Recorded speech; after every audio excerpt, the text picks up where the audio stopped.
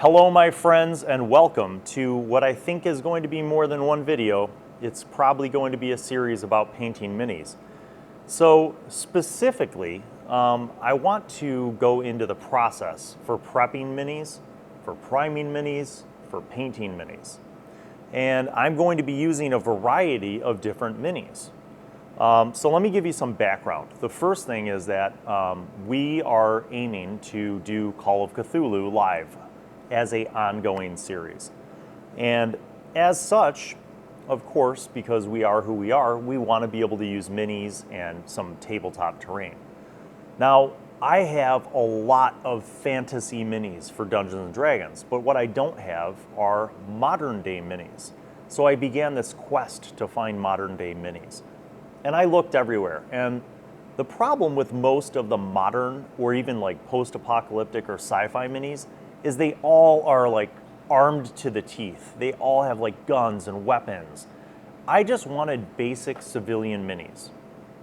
Now you would think, Bill, go look on the webs for Call of Cthulhu minis. And I did, of course, and I found many sculpts that were for the Gaslight era, the Victorian era, or the like 1920s Cthulhu setting, but very few modern minis that were like civilians.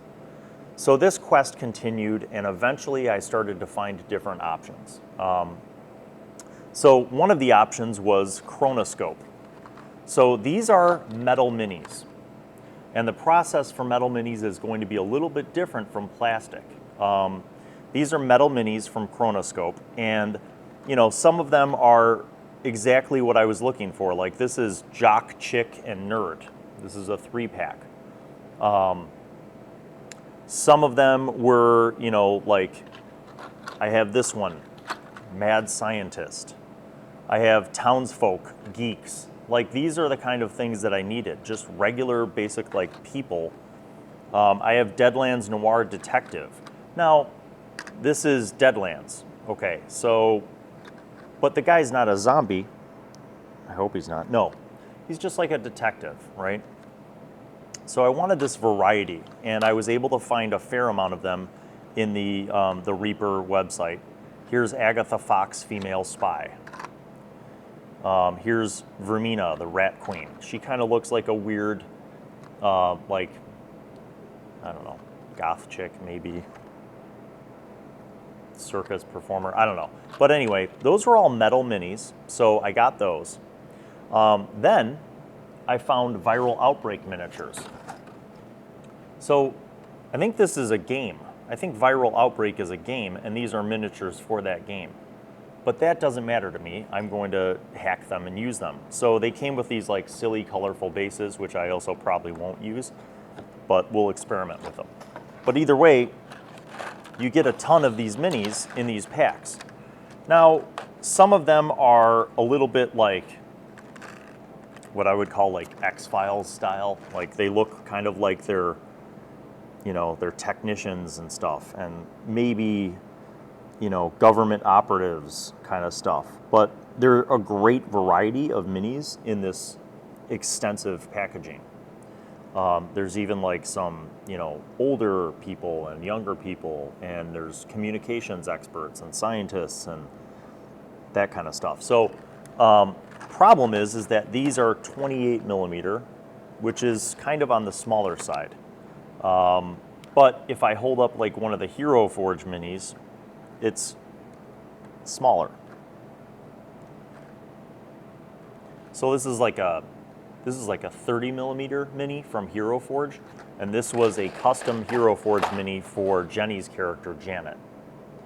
So this brings up like a thing that's a challenge for me, which is the whole issue of scale, right? And for many of you, you might have issues with consistency. I have in my, you know, collection of personal minis, I have some very old 25 millimeter and 28 millimeter minis. And I'm saying like from the 70s and 80s. And those were not heroic scale. They're pretty small. Then you get into your 28 millimeter modern minis, which tend to be a little bit bigger than the 28 millimeter minis from 30 years ago. And sometimes the scaling is different, like the heads are bigger.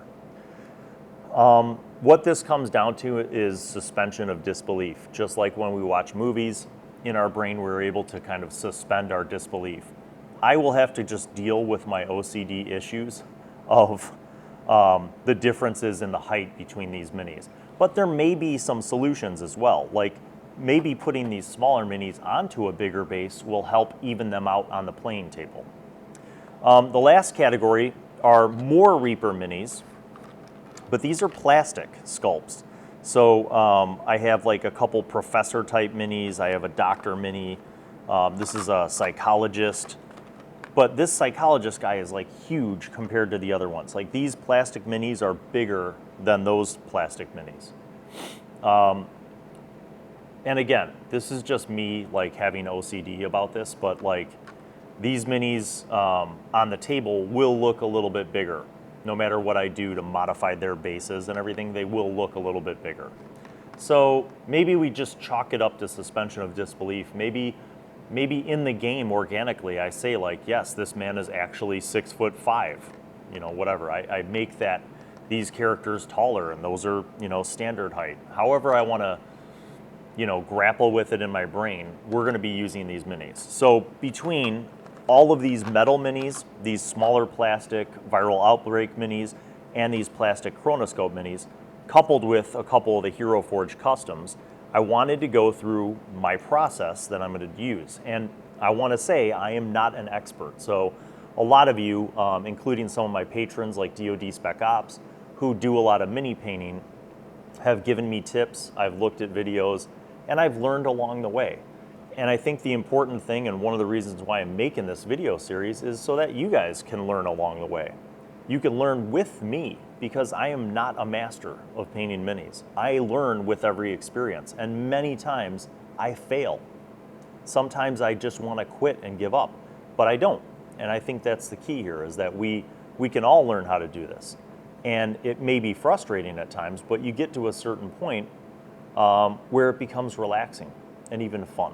So I want to begin, after giving you this preface, with a process of just prepping these minis. And what I'm going to do is open them up, and we're going to get some detergent and this nice soft bristled toothbrush, and I'm going to scrub the minis in the detergent and then dry them off thoroughly. And that'll be the first part of prepping our minis.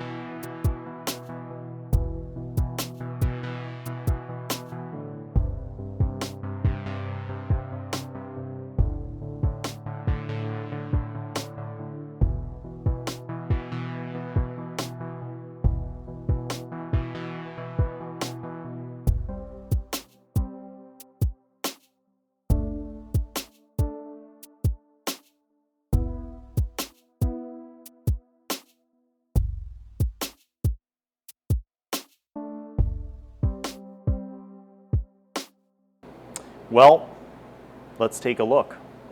We got them all scrubbed down using my handy toothbrush. You'll notice a couple things. Number one, after the metal ones are scrubbed, they are very shiny. That's how you know that you got the mold release off. And they're ready. Now they're still damp. So the biggest thing is we have to make sure all of these are thoroughly dried. I'm going to lay them out to dry, but I'm also going to kind of shake out the water and just gently kind of press around, because I want to make sure that they're completely dry before we move on to the priming phase.